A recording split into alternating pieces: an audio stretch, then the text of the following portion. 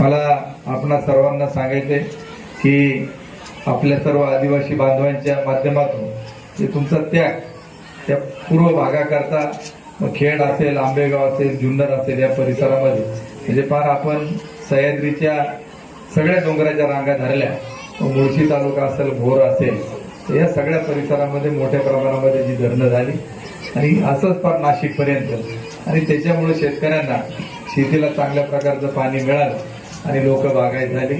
हा तुमचा असणारा त्याग त्याच्यामुळे कुठंतरी खालच्या लोकांना चांगल्या प्रकारचे दिवस आले. अर्थात शंकरराव मुदगुण आणि माझा बांधाला बांधे त्यांना देखील मी ते येत असतात कधीतरी 6 महिन्यातून. ज्याच्याकडे जमीन आहे तो देतो त्यांना 2 पोती गावाची. त्यांना मी सांगितलं की आता एकरी कमीत कमी 25,000 रुपये खंड आमच्या भागामध्ये आहे आणि जास्तीत जास्त 50,000 रुपयापर्यंत आहे.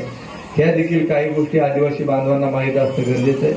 ज्यावेळी दाते साहेब मी पाहिलं अनेक कामगार, आता मी गेले 24 वर्ष कारखान्यामध्ये आहे, तर अनेकांच्या जमिनी तिथं आमच्या गावामध्ये आहेत, परंतु फक्त डोक्यामध्ये नोकरी. परंतु आपली जमीन आपण ताब्यामध्ये घेतल्यानंतर ती जर खंडाने जरी दिली तर आपल्याला चांगल्या प्रकारचं उत्पन्न मिळू शकतं.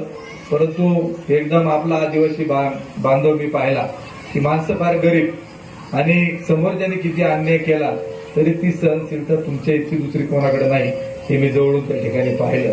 म्हणून ज्या काही अडचणी असतील, कोणाच्या जरी असतील जमिनी, तर त्या तुम्ही कधी आम्हाला सांगा, आमची मदत ही सातत्याने तुमच्यासाठी राहील. दुसरी गोष्ट मला आपल्या सर्वांना आवर्जून या निमित्ताने सांगायची की आपण शेतीच्या संदर्भात आता पाटलांना विचारलं की बांबू कशा प्रकारे येतो, ते म्हटले चांगल्या प्रकारचा बांबू येतो. शेती करत असताना भाताचं कधी उत्पन्न मिळतं, कधी मिळत नाही. म्हणून हिरड्याचा देखील बाजार असतो, कधी नसतो. परंतु एक प्रायोगिक तत्वावरती आपण काही ना काहीतरी चांगल्या प्रकारचे प्रयोग केले पाहिजे.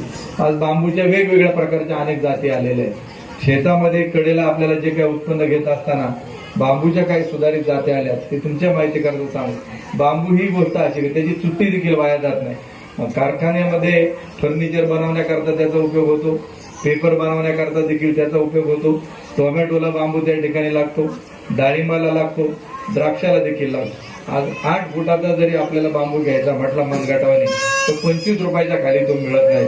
म्हणून शेतीच्या कडेला एक प्रायोगिक तत्वावर आपण काही बांबूची झाडं जर लावली तर निश्चित ते एक खात्रीशीर उत्पन्न देणारं एक पीक आहे.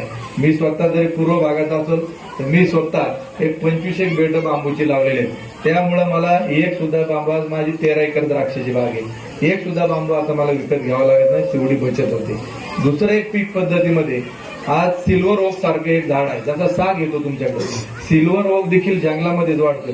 सागापेक्षा सिल्वरला जादा बाजार भाव आहे, कारण त्याचं जे लाकूड आहे साहेब, दाते साहेब, पाटील सरपंच तुम्हाला सांगतो का, ते ज्या आपल्या इंडस्ट्री असतात, कारखाने, त्याच्यामध्ये जे मोठमोठाले पार्ट्स असतात, तर ते पार्ट मोटारी वगैरे पॅक करण्याकरता वुडन पॅकिंग इंडस्ट्री जी असते ती लाकडी खोकं बनवण्याकरता सिल्वर ओकचा प्रचंड प्रमाणामध्ये वापर होतो आणि त्या झाडाला खूप मागणी आहे, दर चांगला आहे. तर त्याचा एक प्रयोग आपण काही प्रमाणामध्ये करणं ही देखील अत्यंत गरजेचं आहे. असे अनेक काही गोष्टी आपल्याला नजीकच्या काळामध्ये काही करायच्या आहेत. मला दुसरी गोष्ट आवर्जून उल्लेख करायचा असेल, मला त्याच्यात खोलात जायचं नाही, परंतु माळींसारखी घटना घडली, तुम्ही सगळे साक्षीदार आहात की त्याच्यामध्ये देखील मी कारखान्याचा अध्यक्ष असताना ज्या पद्धतीनं मला तुमची सेवा करण्याची संधी मिळाली असं मी म्हणेन. मी काही उपकार केले नाहीत, ते आमचं कर्तव्य आहे. तर त्या काळामध्ये देखील 8 ते 10 दिवस या परिसरामध्ये देखील राहण्याचा योग आला. मधल्या काळामध्ये आदिवासी बांधवांसाठी शासनाच्या वतीनं जे पोलीस आणि मिलिटरी भरतीपूर्व ट्रेनिंग सेंटर पूर्वी आपलं साल आणि सालच्या परिसरामध्ये होतं, तिथली इमारत नादुरुस्त होती. पण त्यावेळी जागा कुणी द्यायची, कुठं बांधायचं, तर मी वर्सुबाईच्या साक्षीनं मी सांगतो, त्यावेळी मी नामदार वळसे पाटील साहेबांना सांगितलं की ज्या आदिवासी बांधवांनी आपल्याकरता धरणाकरता स्वतःच्या जमीन दिला त्यांच्यासाठी कुणी तयार नसेल तर मी पहिली माझ्या गावातली 5 एकर जमीन त्यांना त्या ठिकाणी आमची गावची देतो. आणि तातडीनं त्याचा ठराव केला गावामध्ये आणि थापलिंगच्या पायथ्याला मेन हायवे झालाय जो रस्ता, तिथं हे ट्रेनिंग सेंटर उभारण्यात आलेले आहे. मला सर्व तरुणांना विनंती करायची की आज मोठ्या प्रमाणामध्ये मिलिटरीमध्ये, पोलीसमध्ये भरती चालू आहे आणि आपण त्याच्यामध्ये आपलं शिक्षण झाल्यानंतर तिथल्या बॅचमध्ये समाविष्ट व्हावं आणि आपण जेणेकरून आपल्याला जी नोकरीची आता संधी आहे त्याच्यामध्ये आपण त्याच्यामध्ये उतरावं. दुसरं एक काम भविष्य काळामध्ये करायचे की सगळ्या आश्रमशाळांना मधल्या काळामध्ये आम्ही भेटी दिल्या होत्या, इमारती झाल्या, परंतु ज्या पद्धतीनं क्वालिटीचं शिक्षण आणि ज्या सुविधा आहेत, ठराविक लोक तिथं ठेकेदारी करतात, जेवण तिथं चांगल्या प्रकारचं मिळत नाही, वसतिगृहाच्या इमारती लिकेज आहेत, गरम पाणी मिळत नाही, तर याच्या बाबत देखील आपल्याला आवाज उठून दर्जेदार शिक्षण कसं मिळेल याच्याकरता माझा पहिला प्रयत्न त्या ठिकाणी राहील, हे देखील मला या निमित्ताने नमूद करावं वाटतं. कारण आम्ही लढणारे कार्यकर्ते आहोत. कारखाना ज्या पद्धतीने आपण देशात 1 नंबर मिळवला, भाग विकास निधी आपण डेव्हलप केला आणि त्या काळामध्ये आपल्या परिसरात अनेक गावांना आपण कारखान्याच्या माध्यमातून पाण्याच्या टाकी असतील, शाळेच्या इमारती करता काही निधी देण्याचा आपण प्रयत्न केला, काही मंदिरांना देखील आपण निधी उपलब्ध करून दिला. असंच काम आपल्याला भविष्य काळामध्ये अनेक प्रकारे करायचं आहे, त्याकरता देखील आम्ही वचनबद्ध आहोत. तुम्ही आता येथे सांगितलं की जांभळेवाडी वळसूबाईकडे येण्याच्या रस्त्याचं सरांनी सांगितलं, माळीन पाटाच्या हाताने सांगितलं, पिण्याच्या पाण्याचा एक प्रश्न तुम्ही या ठिकाणी सांगितला. आता पिण्याच्या पाण्याच्या संदर्भात माझी एक संकल्पना आहे की अनेक वेळा आपण लांबून कुठून तरी खालून पाणी उचलतो, लाईट बिलाचा प्रश्न निर्माण होतो, तदनंतर ती लाईन लिकेज होत असते आणि मग या ज्या काही अनेक गोष्टींना आपल्याला सामोरं जावं लागतं. तर माझी एक स्वतःची संकल्पना अशी आहे तर जर डोक्यावरचा हंडा उतरवायचा असेल तर आपल्याला या परिसरात जिथं जागा उपलब्ध असेल, ज्या पद्धतीने शिवकालीन टाक्या झाल्या, काही लोकांनी शेततळी उभी केली, आमच्या भागामध्ये आम्ही माती असल्यामुळं ते व्यवस्थित होतं आणि त्याला कागद टाकून 1-1 कोटी लिटरचं आपल्याला पाणी साठवून त्याच्यामध्ये करता येईल. तशाच प्रकारे या परिसरामध्ये आपल्याला अशाच प्रकारची शेततळी किंवा जर जास्त खडक असेल तर शिवकालीन टाक्या त्या निर्माण करून त्याच्यामध्ये पाऊस पडत असताना चांगल्या पाणी त्याच्यामध्ये टाकणं, त्याला चांगल्या प्रकारचं फेन्सिंग म्हणजे कंपाऊंड करणं जेणेकरून त्याच्यात जनावरं जाणार नाहीत आणि हे पाणी रिझर्व्ह टँक म्हणून.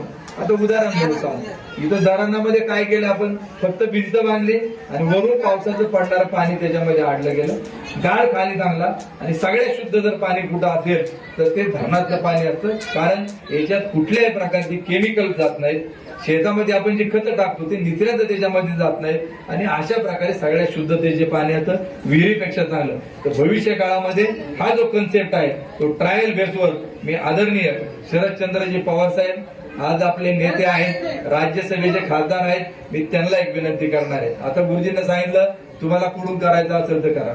आता मी तर काय कुठं सत्तेवर नाही, मी आवाज उठवणार आहे. मार्केट कमिटीमध्ये आहेत, तुम्ही काम तिथं मार्केट कमिटीचं पाहिलं की कुठलाही आदिवासी बांधव, कुठलाही शेतकरी तालुक्यातला बाहेरचा कुठलाही जर आला तर सगळ्यात चांगलं काम कुठलं झालं असेल तर येणाऱ्याला पोटभर 40 रुपये जेवण देण्याचं काम आपण मंचर मार्केट कमिटीमध्ये तिथं केलेलं आहे. आणि तशाच प्रकारे मी पवार साहेबांना देखील एक रिक्वेस्ट करणार आहे की आता एक ट्रायल बेसवर इथं एक टाकी आपण तशा पद्धतीनं भूगर्भातली बांधायची, तिच्यात पावसाळ्यातलं पाणी साठवून ठेवायचं आणि तदनंतर सोलरवर छोटा पंप लावायचा. एक तुमचं काय पिण्याचं पाणी, तुम्हाला काय त्याचं शेती करता आपण आणि त्याच्यामधलं पाणी आपल्याला जो पाण्याचं शॉर्टेज पडतं, मग जून मध्ये पडतं, मे मध्ये पडतं, एप्रिल मध्ये पडतं, मार्च मध्ये पडतं, त्या 3-4 महिन्याचा पाण्याचा पिण्याचा जो प्रश्न आहे तो अशा पद्धतीनं निश्चित सोडवण्यासाठी मी वचनबद्ध त्याच्यामध्ये आहे. तो प्रयोग आपण ट्रायल बेसवर करू आणि जेणेकरून असं जर मॉडेल जर झालं तर हे एक मार्गदर्शक राज्याला होऊ शकतं. कोट्यवधी रुपये तिकडे घालण्यापेक्षा इथं जर 5-25 लाख रुपये फक्त खर्च केला तर हे चांगलं काम होऊ शकतं. रस्त्याचा देखील तसाच प्रश्न हा देखील मी साहेबांकडे त्या ठिकाणी मांडेल आणि तो सोडवण्याचा निश्चित प्रयत्न करेल. मी अधिक काही न बोलता गेले अनेक वर्षांपासून या तालुक्यामध्ये कारखाना मार्केट कमिटीवर काम करत असताना भविष्य काळामध्ये देखील आदरणीय पवार साहेबांच्या नेतृत्वाखाली निश्चित ज्या पद्धतीनं साहेबांनी आदिवासी बांधवांसाठी काम केलं त्यांचा आशीर्वाद मार्गदर्शन घेऊन तुमच्या सोबत तुमच्या बरोबर राहून या परिसराकरता आपण विकास करण्याकरता वचनबद्ध आहेत एवढंच सांगतो. तुम्ही बोलवलं, आमचं आदरातिथ्य केलं त्याबद्दल मनापासून सर्व ग्रामस्थांना धन्यवाद. जय हिंद.